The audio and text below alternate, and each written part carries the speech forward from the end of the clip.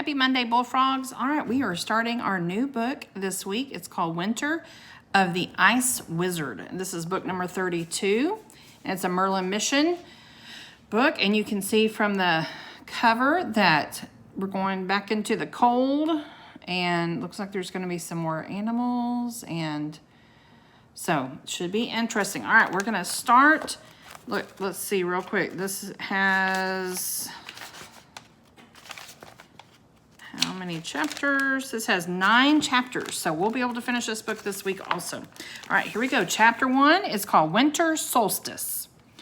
I remember we already did the summer solstice. The summer solstice is the longest day of the year, so what do you think winter solstice is? We're going to find out here in just a minute.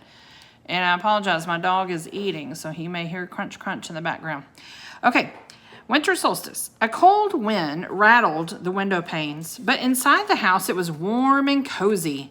Jack and Annie were making Christmas cookies with their mom. Jack pressed a star-shaped cookie cutter into the dough. "Hey, it's snowing outside," said Annie. Jack looked out the window. Huge snowflakes were falling from the late afternoon sky. "You want to go out?" asked Annie. "Not really. It'll be dark soon," said Jack. "That's right," said their mom. "Today's the first day of winter. It's the shortest day of the year." Jack's heart skipped a beat. "You mean it's the winter solstice?" he said. "Yes," said their mom. Annie gasped. "The winter solstice?" she said. "Yes," their mom said, puzzled. Jack and Annie looked at each other. Last summer, Merlin the magician had called for their help on the summer solstice. Maybe he would need them again today. Jack put down the cookie cutter and wiped his hands on a towel. "Actually, Mom, it might be fun to play in the snow for just a few minutes," he said. "Whatever you want," their mom said. "Just dress warmly. I'll finish up with the cookies and put them in the oven." "Thanks," said Jack. He and Annie raced to the closet and pulled on their boots. They threw on jackets, scarves, gloves, and caps. "Be home before dark," their mom said. "We will," called Jack. "Bye, Mom," Annie shouted. Jack and Annie slipped out of their house into the snowy cold. Their boots squeaked as they ran across their white yard and headed toward the Frog Creek woods. At the edge of the woods, Jack stopped. He couldn't believe how beautiful the trees looked. White powder covered the branches of the hemlocks and pines. "Look," said Annie. She pointed to 2 pairs of footprints that led out to the road and then back into the woods. "Somebody else has been here." "It looks like they were walking out of the woods but turned back," said Jack. "Let's hurry. If the magic treehouse had come back today, he didn't want anyone else finding it first." Jack and Annie walked quickly through the woods, following the 2 sets of footprints. "Stop," said Annie. She pulled Jack behind a tree. "Over there." So here's a picture. So there's Jack and Annie right here, and they see, who do they see? Somebody's walking, and there's the ladder.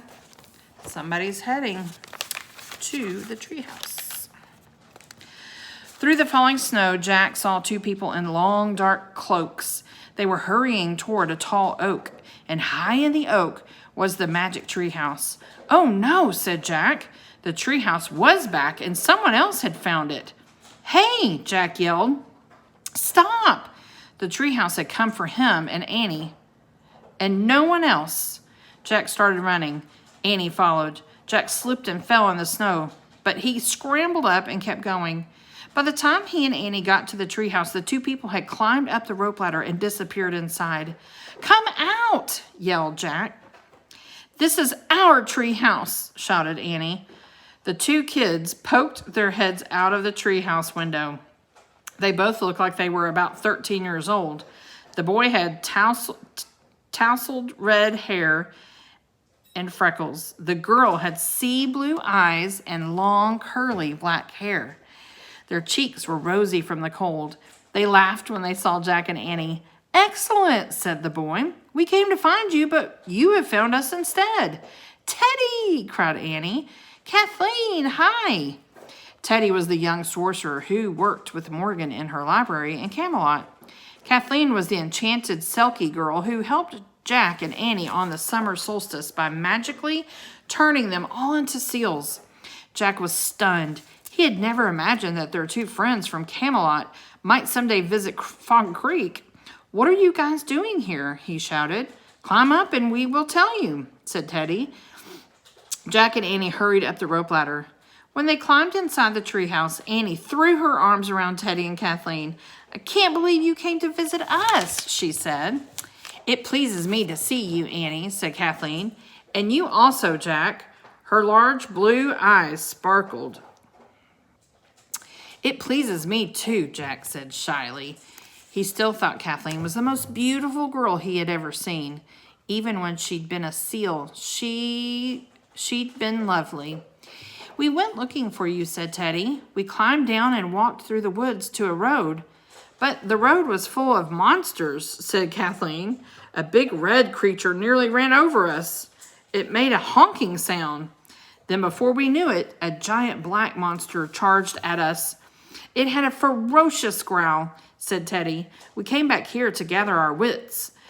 "Those weren't monsters," said Annie, laughing. "They were just cars." "Cars?" said Teddy. "Yeah, they have motors and people drive them," said Jack. "Motors?" said Teddy. "It's hard to explain," said Annie. "Just remember, in our world, you have to watch out for cars every time you cross a road." "Indeed we will," said Teddy. "Why have you come here?" asked Jack. "We found a message for you in Merlin's chambers," said Teddy, "and decided to deliver it ourselves. So we climbed into the treehouse outside Morgan's library," said Kathleen.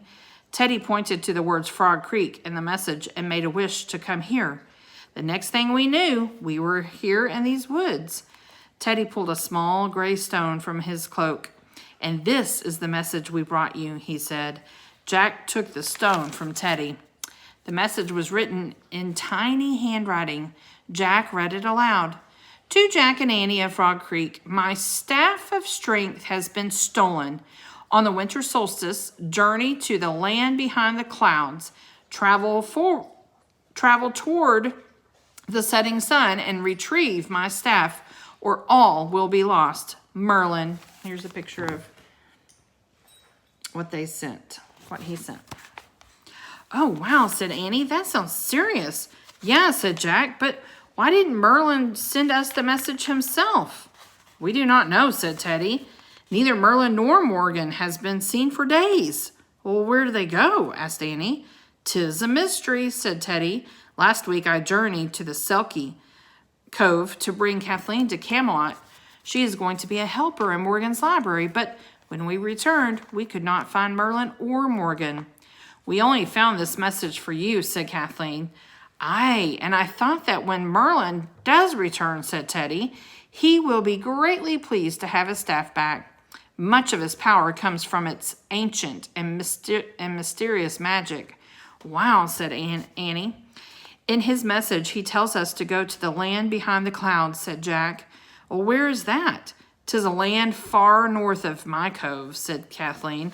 "I have never journeyed there." "Nor I," said Teddy, "but I have read about it in Morgan's books. 'Tis as bleak as a frozen white desert. I am eager to see it for myself." "So you and Kathleen are coming with us?" said Annie. "Indeed," said Kathleen. "Great," said Jack and Annie together. "If we all work together, we can do anything." "Aye?" said Teddy. "Aye," said Annie. "I hope so," thought Jack. Annie pointed at the words "land behind the clouds" in Merlin's message. "Okay, ready?" she said to the others. "Yes," said Kathleen. "I guess so," said Jack. "Onward," said Teddy. "I wish we could all go there," Annie said. The treehouse started to spin. It spun faster and faster. Then everything was still, absolutely still. Chapter 2 is Land Behind the Clouds. Jack felt the sharp bite of an icy wind. He looked out the window with the others. "Oh, man," he whispered. The treehouse was not in a tree, for there were no trees anywhere to be seen. Instead, it was sitting high on top of a steep snowdrift. Other drifts rose and fell across a vast snowy plain. Beyond the plain were hills and mountains. "The books were right," said Teddy, his teeth chattering. "'Tis bleak here indeed." "No, 'tis lovely," said Kathleen. "'Tis the land where the northern seal people live." "Cool," said Annie. Jack dug his hands into his pockets. He agreed with Teddy. The land did seem bleak and freezing. I wonder where Merlin's staff of strength is, he said, shivering. Let us begin our search, said Kathleen. The message tells us we must travel towards the setting sun. Kathleen climbed out of the treehouse window. She gathered her cloak around her and sat down on top of the snowdrift. Then she pushed off and slid down the steep slope. Oh, wow, wait for me, called Annie. She climbed out the window and followed Kathleen. Whooping, she slid to the bottom of the snowdrift. Come on, you guys, it's fun, she shouted. Jack and Teddy looked at each other. Shall we? Said Teddy. Jack nodded. He pulled his scarf tighter around his neck and followed Teddy out of the window. Jack and Teddy sat down side by side. They pushed off and slid down the icy snowdrift. Jack couldn't help whooping, too. It was fun. At the bottom of the drift, Jack and Teddy scrambled to their feet. Jack brushed the snow off his clothes. He could see his breath in the frigid air. It's just a little chilly, said Annie, hugging herself. Only Kathleen seemed not to mind the cold. She was smiling as she lay on the ground, gazing up at the sky. Her seal nature probably keeps her warm, Jack thought with envy. Teddy peered across the snowy plain. I believe not one living creature is here but us, he said. Not true at all, said Kathleen. She pointed upward. I see snow geese and whistling swans. I can almost see them too, said Annie. Kathleen stood up. She shielded her eyes and gazed across the plain. The cold sun was low in the sky. It cast long blue shadows beneath the snowdrifts. She pointed into the distance. And see? A white hare is leaping home before dark, she said. Jack looked where Kathleen pointed, but he couldn't see anything moving at all. I see a snowy owl, too, said Kathleen. And, oh, no. What? Said Annie. Wolves, Kathleen said with a shudder. They just disappeared behind a snowdrift. My people greatly fear the wolves. You need not be afraid. I shall protect you, said Teddy. He took Kathleen's hand. Come, let us make haste towards the sun. Together, Teddy and Kathleen headed across the snow-covered plain. Their woolen cloaks waved behind them.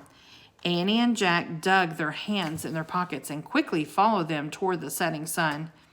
As Teddy, Kathleen, Jack, and Annie trudged across the frozen plain, the sun sank closer and closer to the horizon. Its last rays poured purple-pink light over the snow. The wind blew against Jack's face. He looked down and kept walking. The cold felt like needles on his skin.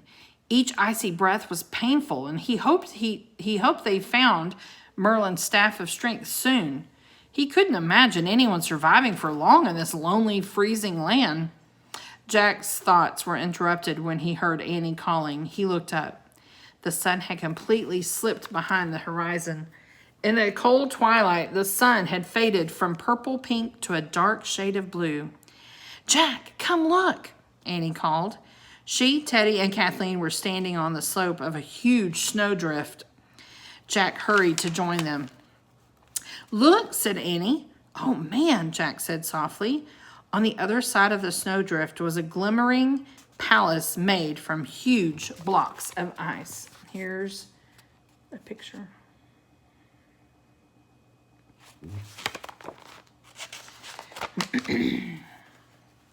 Beneath the rising moon, its gleaming spires pierced the blue dusk.